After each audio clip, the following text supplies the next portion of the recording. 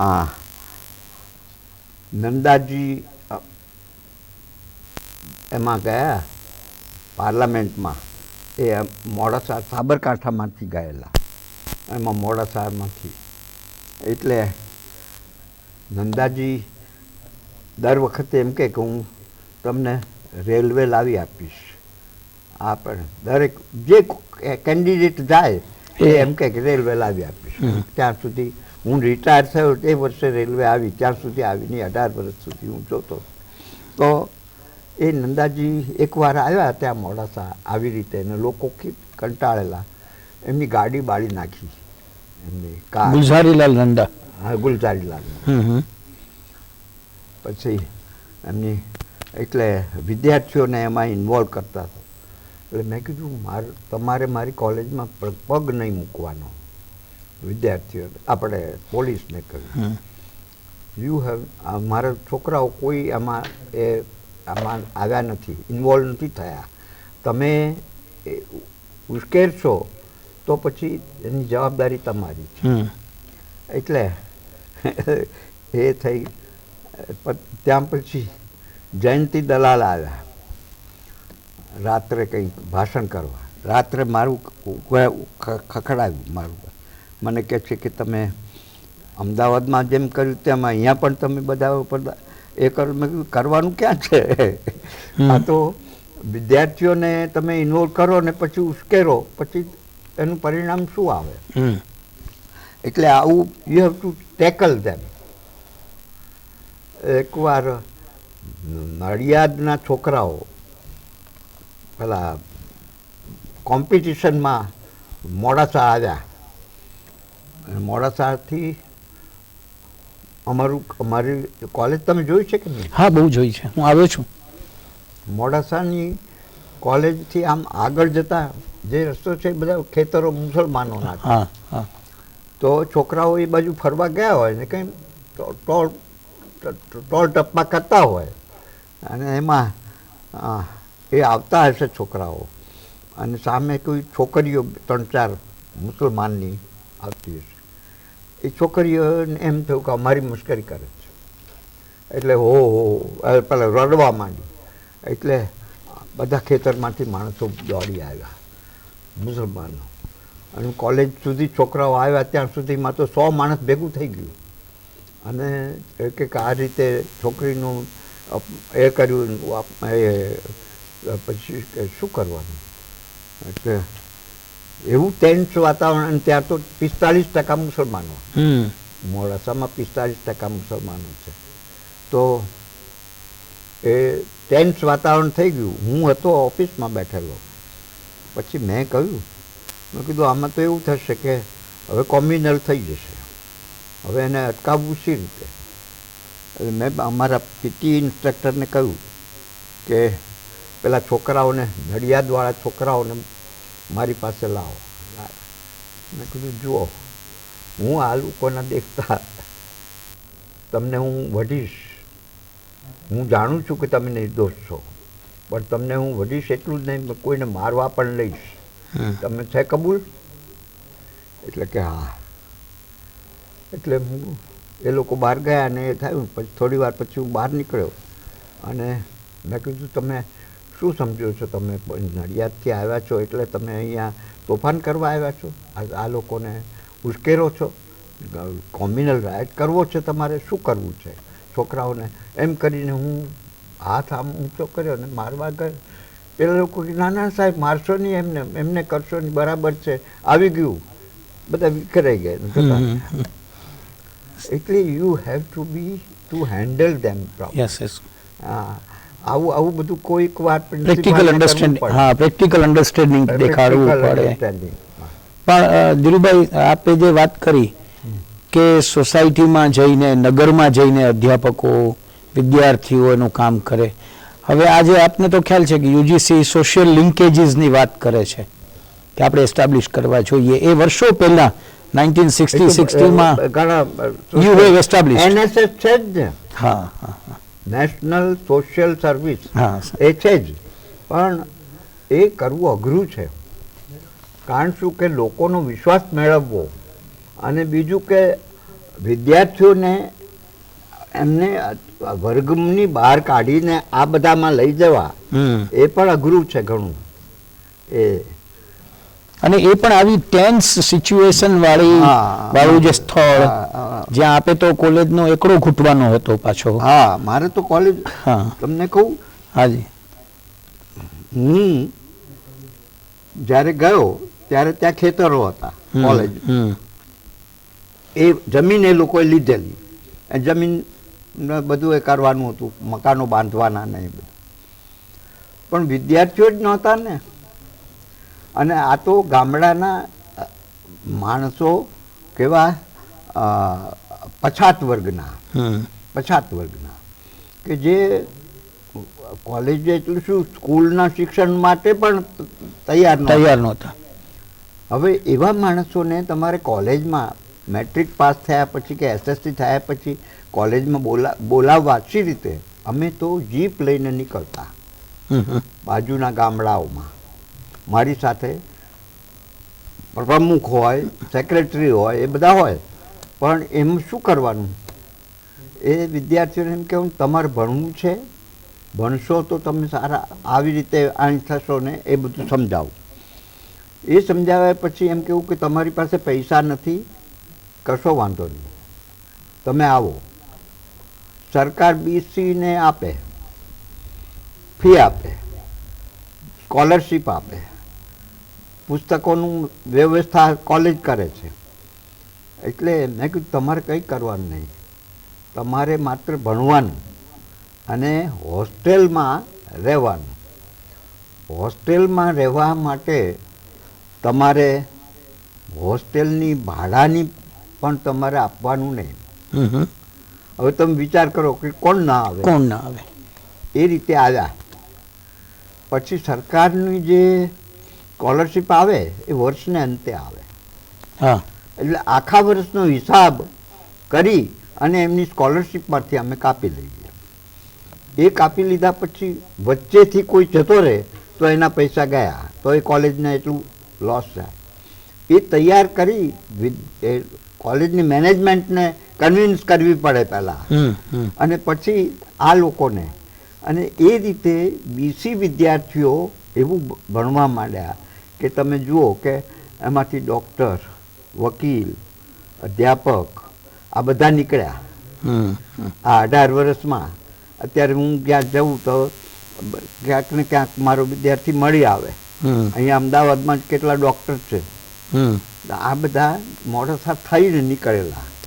હા, એટલે મોડાસાનું એ સંકુલ એ તો આજે બધા જ એવું સ્વીકારે છે કે ધીરુભાઈ ઠાકર સાહેબની તપોભૂમિ જેવું કામ, કર્મભૂમિ તો ખરી જ, પણ એક કારણ કે અને કઠિનતા વચ્ચે આ થયું ને. સરળ રસ્તો હોય તો દોડવું સહેલું છે. અને આ તો પાછું આદિવાસીઓનું પેલું પછાત વર્ગનું એટલું બધું કે જ્યાં રેલવે નથી, રેલવેથી 30 માઇલ દૂર. પણ ધીરુભાઈ, એક અત્યારના આપની ઉંમર 94 વર્ષની થઈ, અને એમાં એક બહુ છેલ્લો જેને મેન્ડેટરી ઓવર્સ કહીએ, એ મેન્ડેટરી ઓવર્સમાં જે મેક્ઝિમમ રન કોઈ ક્રિકેટર બનાવે, એવી રીતે વિશ્વકોશનું કામ એક એવું થયું. અને વિશ્વકોશ સાથે ધીરુભાઈનું નામ એવી રીતે જોડાયું કે ન ભૂતો ન ભવિષ્યથી. એમાં કેવી રીતે વળવાનું થયું? અને ટૂંકમાં કહું એમ. હાજી. પહેલી વાત એ કે આ નિયતિ પ્રેરિત છે. સાચી વાત છે. વિશ્વકોશ. હું રિટાયર થયા પછી યુનિવર્સિટીમાં હું થોડોક વખત કામ કર્યું મેં. શેનું? તો કે છે વિશ્વકોશનો સેલ ચાલતો હતો યુનિવર્સિટીમાં. પૂજ્ય મોટાએ 10 લાખ રૂપિયા આપેલા.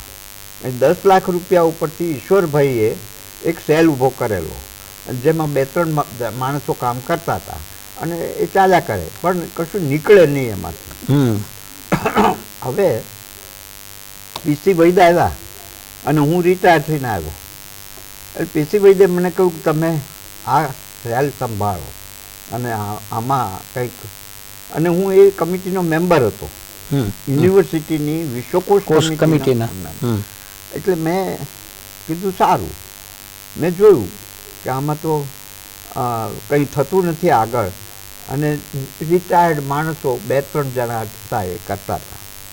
એટલે પછી મેં કહ્યું કે આપણે એમ કરીએ કે મહારાષ્ટ્રમાં મરાઠી વિશ્વકોશ ચાલે છે, ત્યાં કેવું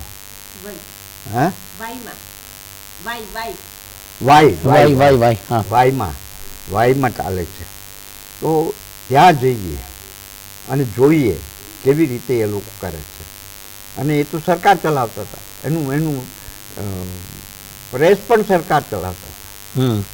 એટલે હું રઘુવીર અને યુનિવર્સિટીના એકાઉન્ટન્ટ અમે 3 જણા ગયા ત્યાં વાય, અને જોઈ આવ્યા. 3-4 દિવસ રહ્યા, અને ત્યાં જોયું તો મહારાષ્ટ્રના જે વિદ્વાનો છે એમને લખવા માટે ત્યાં બોલાવે, અને હોસ્ટેલ જેવું કરેલું, એમને જમવાનું પણ ત્યાં, રહેવાનું ત્યાં, એવી વ્યવસ્થા હતી. એટલે મેં કીધું આમાં તો બહુ સારું છે. એટલે પછી અમે એનો રિપોર્ટ આપ્યો. એ રિપોર્ટમાં અમે એમ કહ્યું કે 10 વર્ષમાં 75 લાખ રૂપિયા જેટલું ખર્ચ થાય, અને એ સરકાર આ રીતે જુદા જુદા પ્રોફેસરોની નિમણૂક કરીને આપે, આવું કહ્યું. એટલે બાબુભાઈ જસભાઈનું એ હતું, એમણે તરત હા પાડી અને 50 લાખ રૂપિયા તો એટ સ્ટ્રેચ મંજૂર કર્યા. એ કર્યા. અને પછી કોંગ્રેસ આવી તો મેં કહ્યું તેમ પહેલું કામ એમણે એ કર્યું કે વિશ્વકોશ માટે સરકાર કરશે. એટલે એના સવાલો પૂછાયા એસેમ્બલીમાં, તોય કે સરકાર કરશે. સરકારે કશું કર્યું નહીં. અને એને 5 વર્ષ થઈ ગયા. અને 5 વર્ષ પછી હું એકવાર ઓચિંતો, એમાં નિયતિનું કામ કે વિસનગરમાં ગીજુભાઈની શતાબ્દી ઉજવતા હતા, એમાં મને બોલાવેલો, મારા મિત્રો છે ત્યાં. અને એમાં સાંકળચંદ પટેલ જે જૂના મારા મિત્ર અને કાર્યકર, અને કોઈનાથી ગાંઠ્યા જાય નહીં, અને મજૂરોનું એક મોટું સંગઠન એમણે ઊભું કરેલું, સહકારી મંડળી મજૂરની. અને એ સહકારી મંડળી મોટા મોટા પુલો બાંધે ને બંધ બાંધે ને એવા મોટા કામો કરે, અને એના એ મુખ્ય. તો એ મને કહે છે કે એને ત્યાં જમવાનું હતું, જમવા મારે ત્યાં જવાનું હતું. મારી સાથે એ હતા, મારા બીજા 2-3 મિત્રો હતા. એટલે એમણે વાત કરી કે આ સરકાર છે ને, જુઓ ને કેવું કરે છે. એ અમે ઓછાવાળું ટેન્ડર ભરેલું, ઓછી પૈસાવાળું, એ ટેન્ડર પાસ ન કર્યું, અને વધારે પૈસાવાળું ટેન્ડર પાસ કર્યું, કારણ કે અમુક મિનિસ્ટરને અમુક રસ હતો એમાં. આવી વાત કરી. એટલે મેં કીધું એની તો વાત ઠીક છે, પણ પ્રજાના વિકાસને માટે આ એક બહુ જરૂરનું છે કે વિશ્વકોશ જેવું સાધન જો પ્રાપ્ત થાય ગુજરાતીમાં તો આ મળે. અમસ્તી જ મેં વાત કરેલી કેઝ્યુઅલી, જેમ એને દાખલો આપ્યો ને એમ આપણે વાત કરીએ ને એમ. એટલે મને કે એ શું વિશ્વકોશ શું? હવે એ 6 ચોપડી ભણેલા માણસ, પણ આખી દુનિયાના પોલિટિક્સની વાત કરી શકે એવી એની જાણકારી. એટલે મને કહે છે કે એ શું વિશ્વકોશ? વિશ્વકોશ એટલે આખી દુનિયામાં માણસે સંચિત કરેલા જ્ઞાનને ઉપલબ્ધ કરવું તે, એમ. એટલે પછી કરવા જેવું કામ છે. હા. એટલે પછી હું તો ઘેર આવ્યો વિસનગરથી, અને મેં કીધું આ મસ્તી વાત કરે છે ને. ત્યાં તો એ 2 દિવસ પછી આવ્યા. મને કહ્યું તમે પેલું વિશ્વકોશનું કહેતા હતા એ શું છે? મેં કીધું એ શું છે તે આપણે કંઈ થોડા કરવાના છે, 75 લાખ રૂપિયાનું છે, આપણે કરી શકીએ. એ તો કોઈ સરકાર કરે કે કાં તો યુનિવર્સિટી કરે, આપણે શી રીતે કરી શકીએ? મને કહે છે થોડી વાર રહીને, ધારો કે પૈસાની વ્યવસ્થા થઈ જાય તો મેં કીધું હે થઈ જાય તો જરૂર, તો મને કે તમે લો છો માથે? મેં કીધું હું વિચાર કરું, મારા મિત્રોને પૂછી જોઉં, કારણ કે હું એકલો કરી ન શકું, મારે તો સહકાર જોઈએ બધાનો. એટલે મને કે સારું, આવતા અઠવાડિયે આવીશું. મને જવાબ જોઈએ. એ આવ્યા ને મેં કહ્યું, હું મળ્યો પેલા જે ત્રિવેદી એમજીમાં પ્રિન્સિપાલ હતા, એ દેવવ્રત પાઠક, આ બધાને થયા. એમને કહ્યું એટલે એ પાછા ત્યાં પૂજ્ય મોટાના આશ્રમમાં જઈ આવ્યા તપાસ કરવા કે આ કરવા જેવું છે ને, એટલે કે કોણ કરે, કરવા તો જેવું છે. પછી એજ્યુકેશન મિનિસ્ટરને મળ્યા, એમને પૂછ્યું, એટલે કે હા તો એ તો છે કરવા જેવું, પણ હવે શું થાય, એજ્યુકેશન મિનિસ્ટર બદલાઈ ગયા. એમ કરતાં થયું આ વિશ્વકોશ એ, અને એક બીજે જ વર્ષે સાંકળચંદ ગુજરી ગયા એમ જસ્ટ, અને 1 વર્ષમાં 13 લાખ રૂપિયા એણે ખર્ચા અમારે ઊભું કરવામાં. અને પછી બદલાઈ ગયા, આપણે ગુજરી ગયા. હવે શું કરવું, પૈસા ક્યાંથી કાઢવા? સરકારે તો ના પાડી છે. એ પછી પાછું એની માથાકૂટ કરી. સારા માણસો જે ઇન્ડસ્ટ્રીમાં છે એ લોકોએ આ મદદ કરી, સાધુઓએ પૂજ્ય મોટાના 10 લાખ રૂપિયા યુનિવર્સિટી પાછા આપ્યા, ન કર્યું એટલે એ 10 લાખ રૂપિયા અમને આપ્યા. બીજા પ્રમુખ સ્વામીએ 5 લાખ રૂપિયા આપ્યા. અને મહારાષ્ટ્રવાળા જે હતા એ લોકોએ અમારા પહેલાં શરૂ કરેલું, હજી 17થી આગળ વધી નથી શક્યા. અને આપણે 25 ગ્રંથો કર્યા. અને એ પણ પછી એના પછી 2 બાળ વિશ્વકોશના ગ્રંથો થયા. એટલે આ બધું કેમ કે કારણ કે કોન્સન્ટ્રેટેડ, બીજી પ્રવૃત્તિઓ ચાલુ છે. વિશ્વકોશ ને પૂરક એવી માહિતી મળે એવા પુસ્તકો, અને વિશ્વકોશમાં કોન્સન્ટ્રેશનથી કામ થયું. આ જે પ્રોફેસરો આવ્યા એમને હું પગાર રીતે આપી શકું આટલો મોટો? અત્યારે તો તમારો નવો લેક્ચરર આવે તો એને કેટલા મળે છે? બધા ઘણા 15,000 રૂપિયા કે એટલા વધારે. ત્યારે અમે તો 7-8થી વધારે કોઈને આપ્યા જ નથી. અને એ લોકોએ માગ્યા નથી. એટલું જ નહીં, એ લોકોએ તો એમ કહ્યું કે આ તો અમારું મિશન છે, અને મિશનથી કામ કર્યું એમને. અને એમાં 1-2 નહીં પણ 25 જણા જુદા જુદા વિષયના, અત્યારે 50 માણસો કામ કરે છે.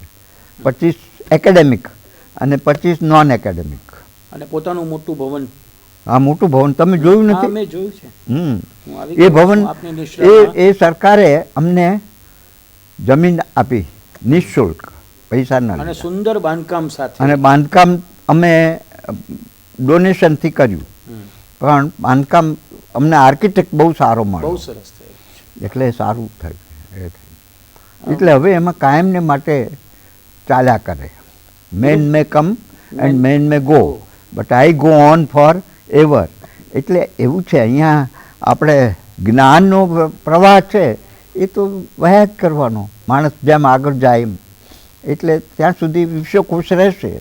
એટલે છેલ્લા લગભગ 25 વર્ષથી તો રોજની આવન જાવન ધીરુભાઈની વિશ્વકોશ સાથે છે. હા, 25 વર્ષ. છેલ્લા 25 વર્ષ. 1985થી ગણો તો. અને ધીરુભાઈ, હું આપને એવું પૂછું કે આપ બહુ જ ઊંડાણથી પુસ્તકો પણ વાંચો છો, હજી આ ઉંમરે પણ ટ્રાન્સલેશન પ્રવૃત્તિ પણ કરીને શ્રેષ્ઠ પ્રદાન થાય એવો પણ આપનો એક મહાવરો છે. તો એવું કહી શકો કે આમ અઘરું વાત છે કે ઘણું બધું વાંચન હોય પછી શ્રેષ્ઠ શોધવા મુશ્કેલ પડે, પણ એવા 5 શ્રેષ્ઠ પુસ્તકો આપ કહી શકો આપની લાઈફમાં? થોડો અઘરી વાત છે, પણ જો એમાં એવું છે, તમે મને જે પેલા સવાલો પૂછ્યા છે ને, જે સીધા કે આટલા પાંચ પુસ્તકોને, હા, એ હું તમને આપી દઈશ. પણ મારા 5 પુસ્તકોમાં મણિલાલ વિશેના 2, 5માં 2 મણિલાલ વિશેના. પછી હું ઇતિહાસ ગણતો નથી, સાહિત્યનો ઇતિહાસ, જેની 14મી આવૃત્તિ ચાલે છે. એ ઇતિહાસ સામાન્ય રીતે વિદ્યાર્થીઓ અને અધ્યાપકો માટે એ ઉપયોગી છે, પણ એ હું ગણતો નથી. પણ પછી છે ને વિવેચનમાં મારા 10 પુસ્તકો છે, 10 વિવેચન સંગ્રહો, અને એમાં એક આપણે કેવું અભિજ્ઞાન છે, પછી સાંપ્રત સાહિત્ય છે, મોડર્ન લિટરેચર વિશે હું 1960થી 1966 સુધી ગુજરાત સમાચારનું સાહિત્યનું પાનું ચલાવતો હતો, આખું પાનું લખવાનું. તો એમાં આધુનિકતા વિશે વધારેમાં વધારે લખાયેલું, એટલે એ સાંપ્રત સાહિત્ય એનું એ ગણાય. અને હું તો ભૂલી ગયો છું નામ, એ બધા 116 પુસ્તકો મારા નામ ઉપર છે. છેલ્લું પુસ્તક કયું? છેલ્લું કેટલાક સાહિત્યિક વિવાદો, હમણાં થોડા વખત પહેલા, કેટલા 6 મહિના થયા. અને એમના પહેલા એક સુંદર ટ્રાન્સલેશન આવ્યું, એ પાબ્લો નેરુદા ઉપર. હા, પાબ્લો નેરુદાનું ભાષાંતર 4 મહિનામાં મેં કર્યું.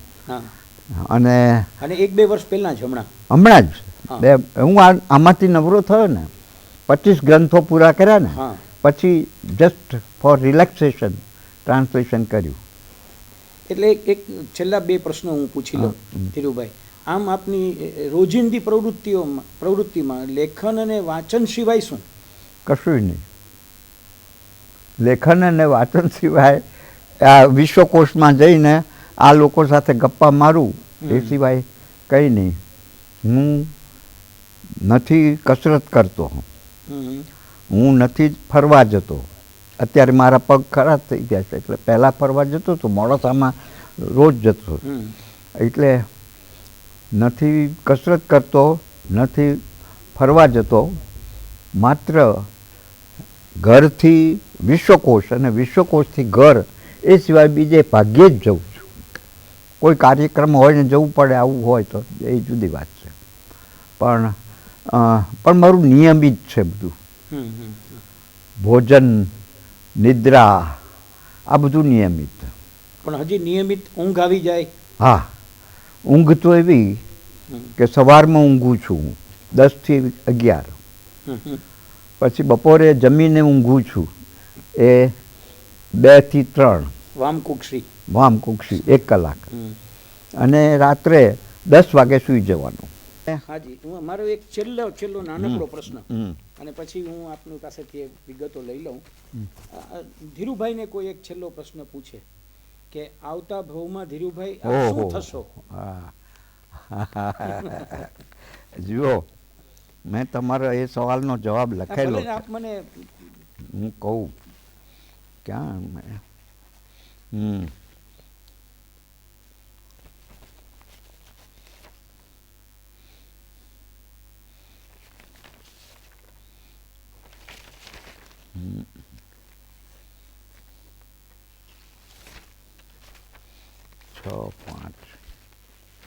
આપણે પાકું આ ઉંમરે પણ હોમવર્ક પાકું કરેલું છે. હા, જુઓ, આવતા ભવમાં આ ભવનું અધૂરું રહ્યું હોય તે પૂરું કરાય એવી વ્યવસ્થા હશે ખરી? અને આ ભવ ફરીથી જીવવાનો મળે તો મને વાંધો નથી. એટલે આપણે એવી પ્રાર્થના કરીએ ઈશ્વરને કે અધૂરું કંઈ રહી ન જાય, અને રહી જાય તો ભલે રહી જાય, કારણ કે આવતા ભાવમાં ફરી એકવાર અમને ધીરુભાઈ મળે, એક સમર્થ વિશ્વકોશ મળે. હું ખૂબ જ આનંદ વ્યક્ત કરું છું. જો પછી 5 પુસ્તકોમાં એક વાલ્મીકી રામાયણ, ભગવદ્ ગીતા, મારું જીવન એ જ મારી વાણી, સરસ્વતી ચંદ્ર, અને વિદાય વેળાએ ખલીલ જીબ્રાન. હા, અને બીજું શું? હા, શિક્ષક માટેનું હું તમને જરા કહી દઉં. શિક્ષક વ્યક્તિના હૃદય, બુદ્ધિ અને આત્માનો રખેવાળ છે. શિક્ષક સ્વાર્થ ત્યાગ અને સમર્પણને વરેલો હોય. પછી શિક્ષકે કુંભાર જેમ માટીના પિંડમાંથી આકાર ઉપસાવે તેમ વ્યક્તિને ઘડવાની છે. વ્યક્તિની અંદર રહેલી શક્તિઓને બહાર લાવવાનું કામ શિક્ષકનું છે. ઈશ્વરે આંતરિક શક્તિના ખજાનાની ચાવી શિક્ષકને આપી છે. શિક્ષક શિષ્યમાં જીવે છે, અને દેશકાળ પ્રમાણે શિક્ષકમાં શીલ અને પ્રજ્ઞા હોવા જોઈએ. દેશકાળ પ્રમાણે ઉપરની શિખામણ આવતીકાલના આદર્શ શિક્ષકને માટે છે. પછી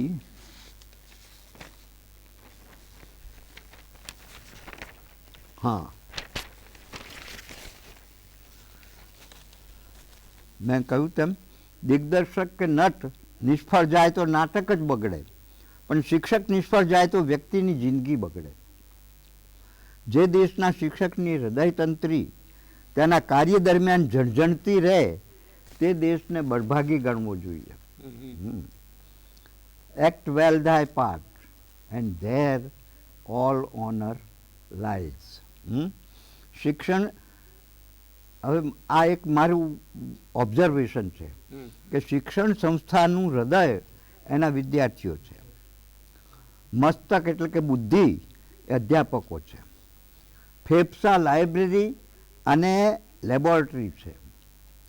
સંચાલકો તેના હાથ પગ છે, અને આચાર્ય માત્ર તેનું મુખ છે. પછી શિક્ષકનું મોટામાં મોટું ઇન્વેસ્ટમેન્ટ દુનિયાભરમાં ફેલાયેલો તેનો શિષ્ય સમુદાય છે. સર્વત્ર વિજયમ ઇચ્છેત, શિષ્યાત પુત્રાત પરાજયમ. એ ઉક્તિને ચરિતાર્થ કરે એવા વિદ્વત્તા, સર્જકતા અને સૃજનતામાં ચઢી જાય એવા શિષ્યો મળે, એને ઈશ્વરની કૃપા ગણવી જોઈએ. શિક્ષણમાં નાટકનો પ્રયોગ થાય ત્યારે શિક્ષણ મુખ્ય છે ને નાટક ગૌણ છે.